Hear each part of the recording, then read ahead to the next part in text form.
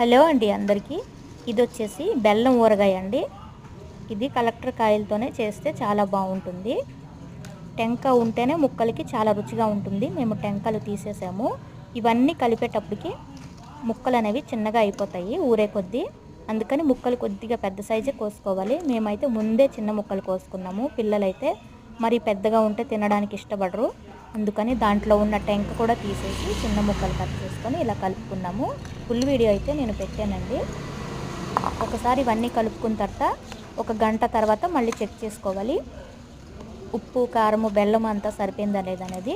నాకు కొద్దిగా బెల్లం తక్కువైంది అనిపించింది. అందుకు నేను మరొక 200 గ్రాముల బెల్లం అయితే వేసి కలిపేసి ఎండలో పెట్టాను. ఇవన్నీ వేసేసి కలుపుకున్న తర్వాత 2 రోజులు 3 రోజులు మూత పెట్టేసి పక్కన పెట్టుకోవాలి. తర్వాత 3 రోజులు ఎండలో పెట్టుకుంటే సరిపోతుంది. చాలా బాగుంటుంది. చాలా సింపుల్గా కూడా చేసుకోవచ్చు. Thank you.